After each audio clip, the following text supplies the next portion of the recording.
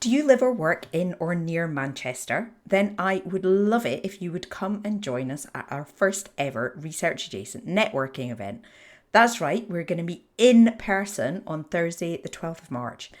It's open to anybody who is research adjacent or just curious, whether you're employed, self-employed, whatever. I'll be there to facilitate and to make sure you get to meet lots of new people. You'll find a link in the show notes to get all the details and sign up. I would love to see you there. Each month we celebrate a talented research adjacent freelancer who provides specialist services to research organisations. If you're looking for skilled professionals to support your research, be sure to check out the Research Adjacent directory at researchadjacent.com/directory.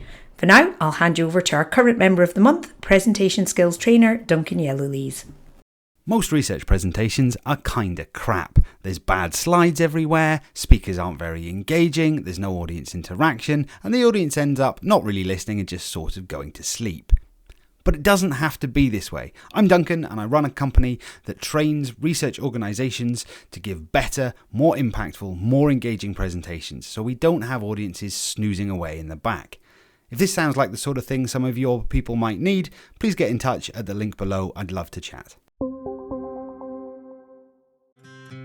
If you study something that's so abstract that people can't connect with, then how are you connecting with it? What is your personal story and why are you doing this? What I do is I try to give people the tools to bring them their full selves to when they're doing their research or when they're doing their outreach, because I didn't see myself in science or science communication as a lesbian Black woman in STEM. I didn't see that. I created a program called Scirens, where it's a science-themed dragon burlesque show. And it's a way to show that scientists can be anybody and you can communicate science in more than just reading and writing and speaking. You can perform it. You can't fight passion with data. You have to fight passion with humanity. Hello there, I'm Sarah McCluskey and this is Research Adjacent. Each episode, I talk to amazing research-adjacent professionals about what they do and why it makes a difference. Keep listening to find out why we think the research-adjacent space is where the real magic happens.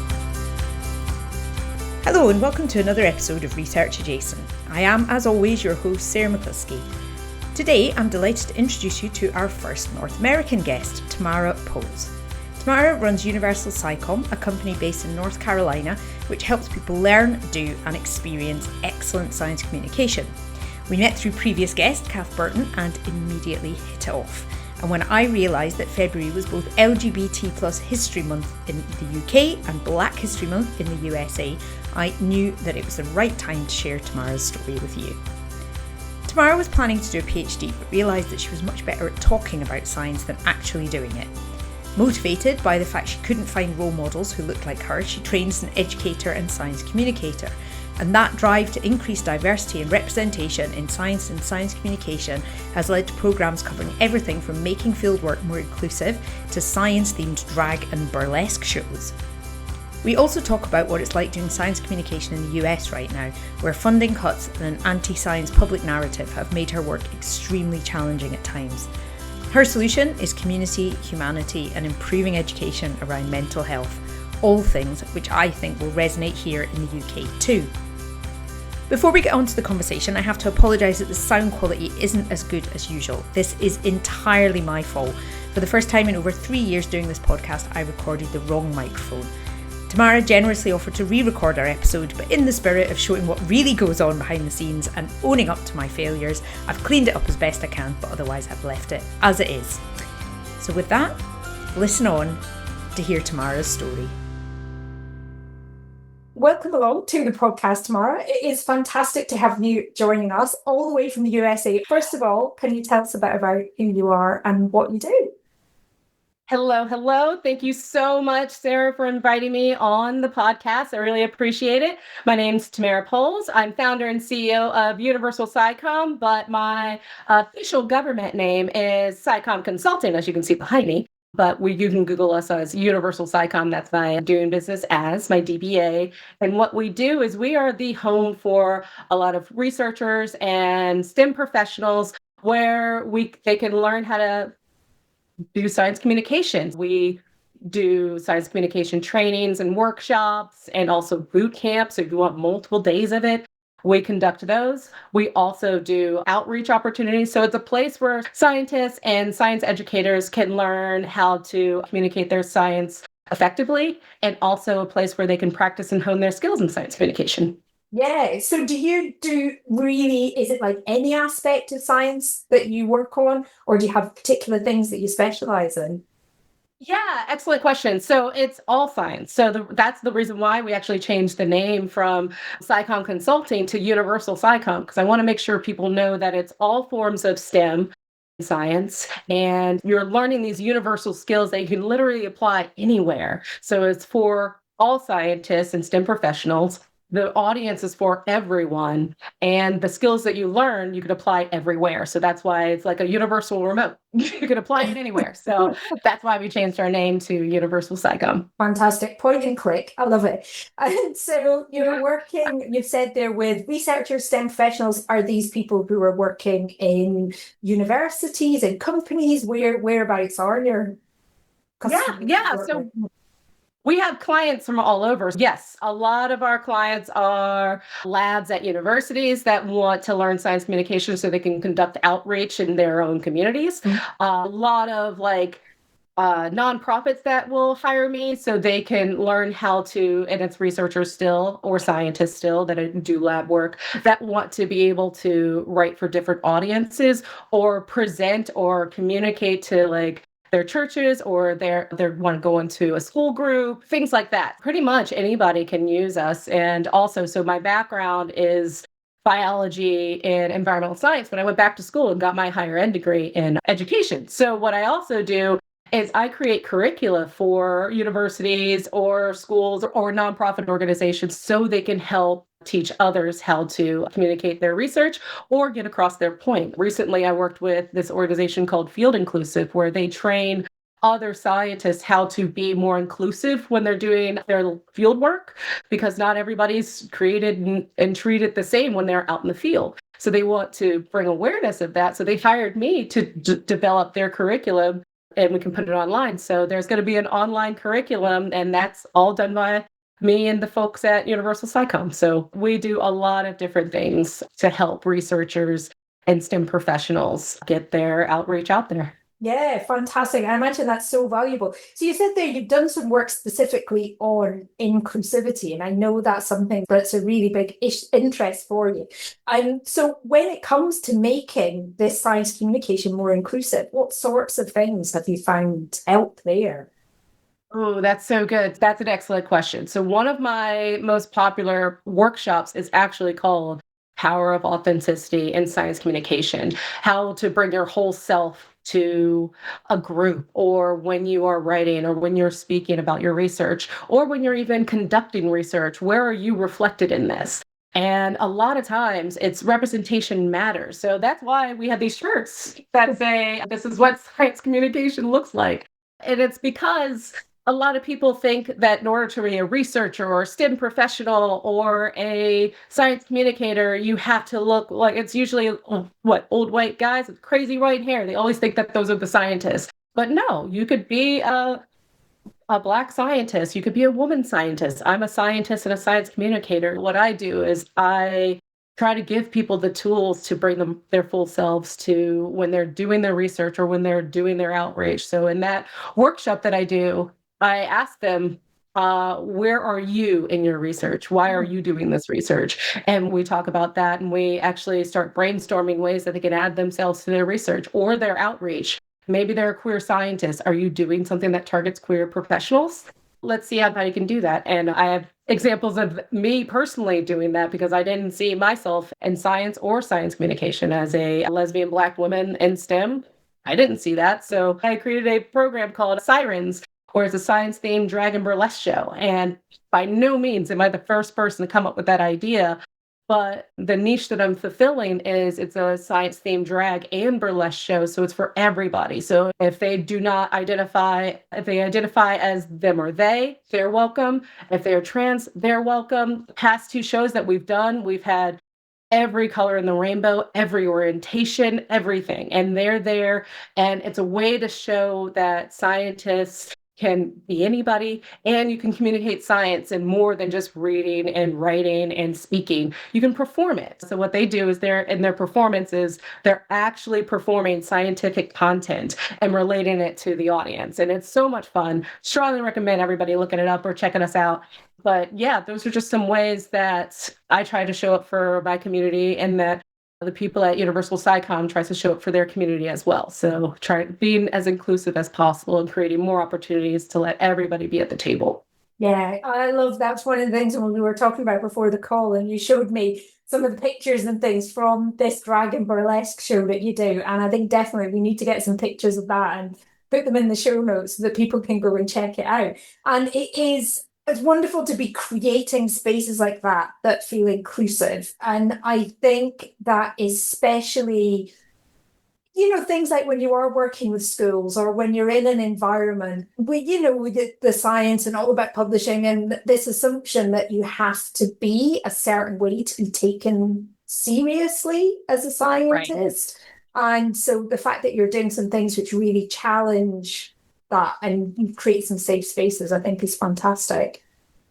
Thanks. That's my main goal. Because once we start doing that and once people start seeing us as people, I think people will start seeing themselves as a scientist, especially people coming up. The kids coming up, they'll see themselves as a scientist. Be like, oh, she looks like me or they look like me. They identify as they. This is cool. I can be a scientist too. And that was something that I didn't see a lot of until I graduated. Then I started seeing Black female scientists that were doing outreach. And I was like, oh, I could do that too. So yeah, it was a journey for me and I'm trying to make that journey a little bit easier for everybody else. Yeah, oh, fantastic. You've said there that this has been a bit of a journey for you and you said that you originally came through doing biology. Tell us a bit about what you've done and how you've ended up where you are now. Oh, how much time do you have? Yeah, my undergrad, biology and environmental science. And I realized that when I was working in labs, because I worked in a bunch of labs in undergrad, I kept contaminating my petri dishes with my own DNA. And so that was a clue that I talked too much. And so when I went to my advisor, I was like, hey, is there a way that I could be like a liaison between scientists and general public? Because I realized we were doing some really cool research at the school I went to, but the community around us had no idea. We were doing some really cool stuff. And my advisor told me you might as well just become a teacher, like it was a bad thing. And that seems to be really systemic within the research world, at least here, is that publish or perish. You don't want to become a teacher, even though the professors are technically teachers. But it's a really strange thing, isn't it? Is that, of the fact that it's like if you become a teacher, you've somehow like given up, even though, as you say, university staff are teachers by definition. Yeah. And that actually took me 8 years to overcome, though. So I kept that in the back of my head and was like, okay, I've got to do research somehow. But then I took a year off because I was supposed to go get my PhD in evolutionary ecology. But I took a year off and went into museums and science centers and absolutely loved it. I worked at the Virginia Museum of Natural History. Then I worked at the North Carolina Museum of Natural Sciences.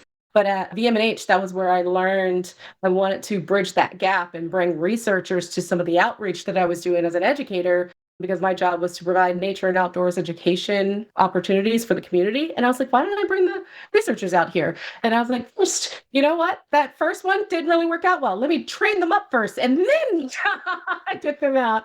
And then I worked at the North Carolina Museum of Natural Sciences, where I was coordinator of virtual education. So my job was to provide a museum experience for people that were unable to attend the museum. And I started really fun program. So essentially I was doing this before this was cool. Okay. So I had my props, I had my animals that I would show. Did pediatric hospital programs, things like that.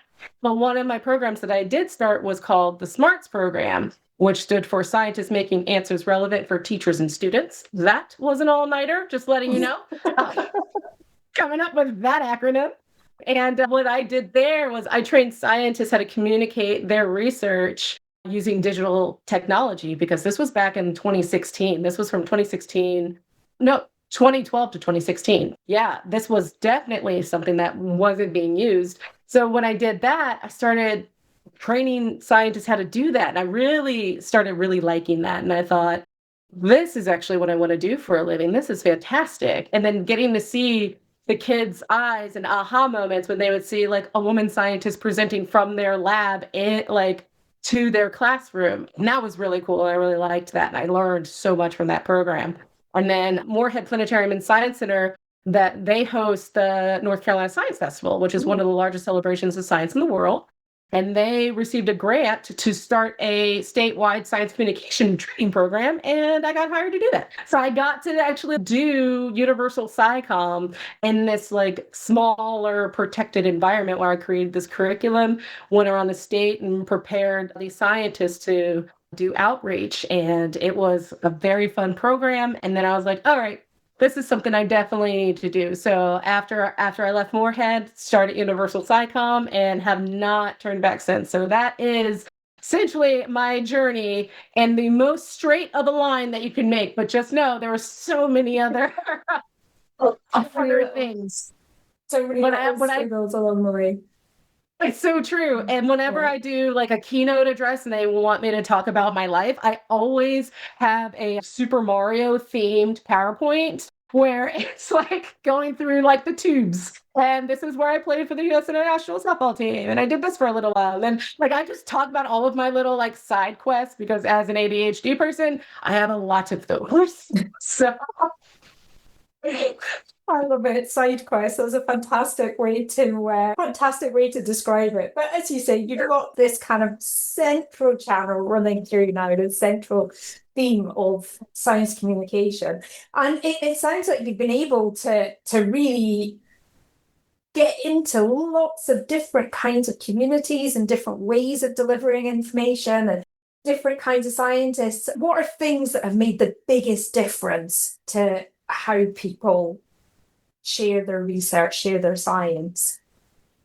First of all, there isn't a difference when I'm training scientists in different fields because we all have, first off, imposter syndrome. We always think that we're not the one that should be doing this, but who better? So please remember, if you're a scientist or a STEM professional listening to this, you are the person that should be doing this because who better to do it than you? And also, I think what's really important is getting the scientists to learn how to share their personal stories and connecting their personal stories with either their research or the community that they're speaking with. And that is part of my intro workshop. And then we delve deeper into it in the full storytelling workshop because there's so much power in storytelling and to sharing your personal stories with the public. So I think those two things are crucial for scientists to learn. That's really interesting. That's your go-to, is helping them to share and make connections through their personal story. Because I think a lot of people,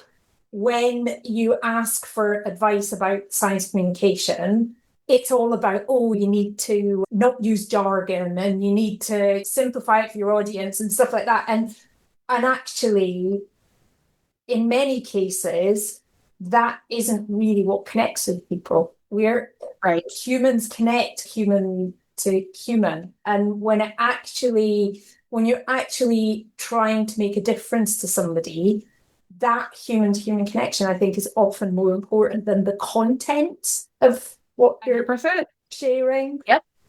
Yeah. So I love that that's your approach. Yeah, and you're absolutely right. And that's the first thing I teach my scientists and all of my workshops is, why do I care? Why do I care that you are studying this gene on this loci? And then that's where we start. Because a lot of times the scientist cares about this like small thing that they're researching. And I'm like, why? And they'll essentially go like this. And then I'm like, why? And then they go like this. And then I say, why? And then they sometimes go back like this. But that's where the personal story comes in. Because if you study something that's so abstract that people can't connect with, then how are you connecting with it? What is your personal story and why are you doing this? And all of my workshops, I constantly am saying, why do I care? And I'm constantly saying, how does this relate to you? And why do you care about this? And that's really interesting as well, because we have got this culture at the moment of people being almost anti-science, anti-evidence, whatever kind of language they're using for it in the US. In the UK, it's like we've had enough of the experts. And sometimes I feel that it's because we think facts are going to change somebody's mind about something when they rarely do. But maybe tell us a bit about what that culture's like in the US at the moment. Like a lot of times, especially scientists and researchers, they want to throw data at people. Look at this graph, look at this data. But if you can't tell me why I should care, is that going to make me sick? Is that going to harm someone's kids? Is that going to make me money? Is that going to help me eat? If you can't boil it down to that, or boil it down to where we are as humans and make it human focused, so intertwining your experience and helping them with their experience, it might make your daily lives a little bit easier if you knew this. If you can't connect it with that, you're not going to get people, because the people that are thinking scientists are all liars and blah, blah, blah, if those people are very passionate about those things. And you can't fight passion with data. You have to fight passion with humanity again and say, hey, like, I understand that you think that scientists don't exist, but I'm a scientist and I've been your neighbor for this long. And have you had a problem with me? Have I steered you in the wrong way? Redeveloping that trust is what we need to do. And we can't do that by throwing a lot of data at stuff. No, I think people often ask me things like, they'll say, oh, what would you say to somebody to convince them of climate change or convince them that vaccines are safe? And I think if they're that determined, I'm not sure that there is much I can say, except for maybe saying my daughter's vaccinated. That's right. I think it's safe for my family. And again, it's that connection with the emotional part, the human part of things. Right. Yeah. I imagine that things in the US, that when it comes to science communication, are really challenging at the moment, because here over in the UK, we've heard about cuts to research funding and programs being shut down and that sort of thing. How's that affecting science communication, I guess? It is impacting SciCom a whole lot. It's even hit Universal SciCom quite a bit, because since grants have been taken away from research facilities, like for instance, certain grants that researchers were receiving, some portion of that grant was to conduct outreach or publish, or like some type of outreach portion or broader impacts portion is attached to a lot of the grants here. And when those grants are taken away, that means the labs are focusing on just their research, because they barely have funding to support that. So they're not doing these professional development opportunities, of which I provide, or these outreach opportunities, which I also provide and help connect research labs with the communities that they want to engage with. A lot of them aren't doing that. So scientists and science communicators that do want to do the outreach, we're actually doing it on our own and trying our best to get to social media and things like that. Me personally, part of the pivot, because so much of our funding has been taken away because research facilities don't have the money anymore to do this type of professional development. My pivot is to start with my community, because that's the best place to start. And that's what we really need to start building community again. So what I've been doing is a lot of community events. So like Scirens, science-themed dragon burlesque show. That's one of the examples. Another example actually is starting in March, and I'm going to be doing this at a coffee shop and also at a brewery, and it's called Uncensored Science. I'm getting researchers and STEM professionals to come in and talk about what they can't normally share with, audiences under 18. And it's going to be at a coffee shop or a bar, and it's going to be a lot of fun. Like, one of my presenters that will be presenting is trans, and they are transitioning, and they wanted to present on, and their background, by the way, is physics and chemistry. Those are like the two hardest things in my mind. But they're and they're transitioning, and what they want to talk about is where all the boobs go. And I was like, that is fantastic, but just know we are going to be in spaces where you get this opportunity to raise awareness. So what they're going to do is they're going to talk about trans and other populations. Like for instance, zebrafish, they tend to transition based on their population. I'm sure Other biologists can come up with 1,000 other examples, and that's what they're going to do. And then they're going to talk about themselves and their transition, and then talk about the fun topic of, yeah, where do all the boobs go? So different things like that. My daughter would love that. So she's under 18, so she would love that. I am certain if they're accompanied by a parent, especially at the coffee shop, you might be okay. We do have a disclaimer. Not all of it's going to be like that, but it's just a time to where we get to share what's fun and exciting or funny about our research and our research experience, that we can't just go to a K-12 event and say it. Yep.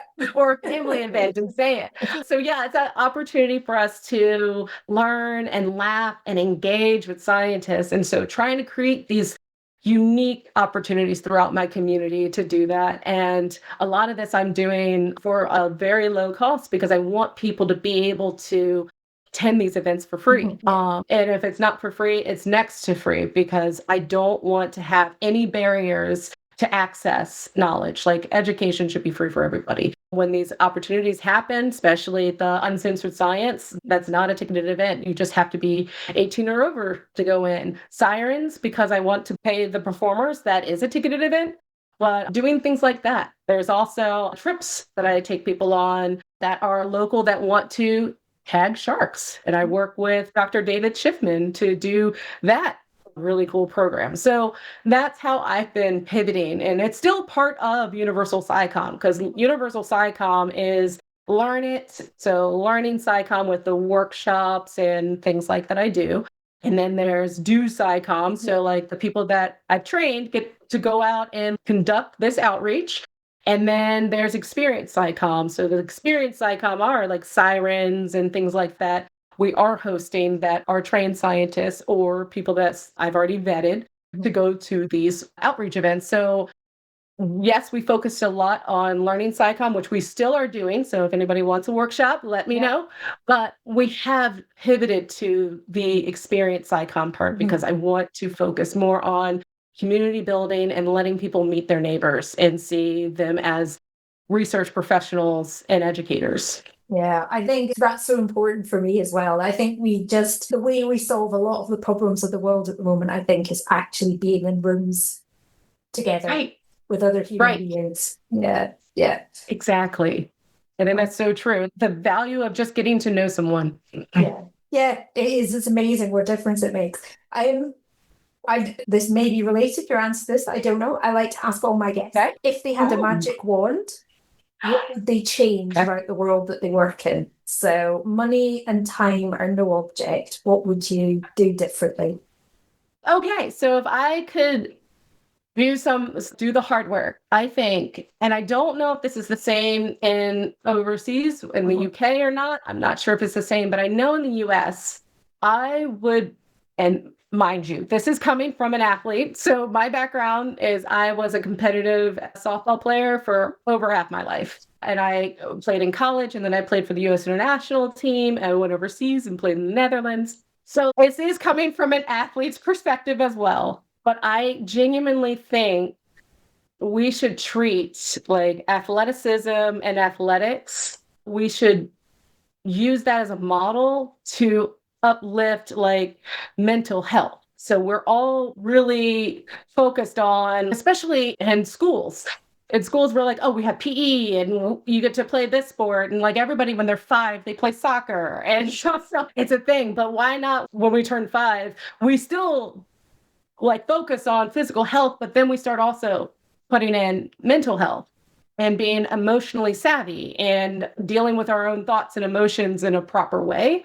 Because I feel like if we put as much stress on that, I think we would have more compassion and empathy, and it will play more into how we treat each other. So we wouldn't have to do all of this like extra heavy lifting to make sure Black and brown people have the same resources, or people that have special needs have these resources as well. Like, we would already think that. We would already realize, oh, we should listen to these folks. We need to make sure we have a transcript for this, or we need to make sure this is in Braille. We think of these things a lot more tactfully and inclusively instead of looking at it as a pie. If I have this, you can't have it. So I think if we had more emotional intelligence and we're able to process our feelings and like we realize, oh, the reason why I feel like that is because I'm scared. All right, let's figure out how we deal with fear. Like, I think a lot of our problems would be solved. And like right now, you even know if you go outside and you trip and fall and you skin your knee, guess what? You know exactly what to do. That's something physical. We could fix that. It's the same for mental health, but sadly, we don't have those tools. And I will say, like, in the curriculum in the US, that is becoming a little bit more prevalent, but it's not like huge. I think New York is the only one that has it built in to their curriculum from K to 12. But I know for me, I didn't see it. And even in 5th grade, I played like the recorder. So I'm like, how can we do these things, but for mental health? Throughout. I don't know. Hopefully that made sense. I think more empathy and compassion. It just, again, it fits with everything that you've been talking about, science communication and the way that we connect to each other as human beings, and almost the way that you've said throughout, that it's almost like the subject matter is less important than this kind of shared humanity. And I think, I think you're right. We do spend too much time teaching. Yeah, I mentioned my daughter before. She's about to do her, like, what in the UK are called GCSEs. It's exams that you do when you're 16. So she's about to do her like school exams at 16. And some of the stuff she's learning, like quotes from Shakespeare and weird mathematical formulas and stuff. You think you're never going to use that ever again. Whereas some of this emotional intelligence stuff, you would use it every day. Yeah. You use it every day. And then the emotional intelligence, when you start like delving into it, it also becomes problem solving. It also becomes critical thinking. And then guess what? Here's your science stuff. We snuck that in there. You always got to sneak it in there somewhere. Sneak it there. But yeah, just like me being a part of athletics literally all my life, I learned a lot of problem solving skills. I learned teamwork. I learned all of these cool skills that you don't learn in school because I was put in sports. You could do the same if you did something similar, if you did something relating to emotional health or mental health, and you prioritize that as well as you do physical health. Like we have physical fitness testing. Why not mental health testing? Like, no, that sounds a little weird, but I think people got what I said. It sounded weird. But as in holding it to such a level of respect and appreciation, because right now it's always seemed as like an other or, oh, you're just being too whatever. Whereas somebody that's an athlete, if you're being too whatever, that's awesome. That's so considered a good thing in certain situations. Yeah. Oh, fantastic. I think we should think about wrapping up our conversation. So if people want to get in touch with you, what's the best way? Where do you hang out? Where's the best places to find you? I am always online. So you can find my website at universalscicom.com, and that's with one M. You can find us on Instagram. You can find us on Facebook. You can find me on LinkedIn. And you can even send me a DM or an email via any of those platforms, and it'll get to either me or my staff. Because I don't do this alone. I have volunteers that volunteer their time and help out greatly, and they're amazing. And I also have consultants. So if you are a scientist or a STEM professional that is very specific and you have very specific needs, I do have an entire bench of scientists and STEM professionals that do align or will likely align with your questions or your field. So I can even pair you up as we do consultations, we do workshops, we do all kinds of stuff. So you can find me anywhere. But yeah, your first guess is universalscicom.com.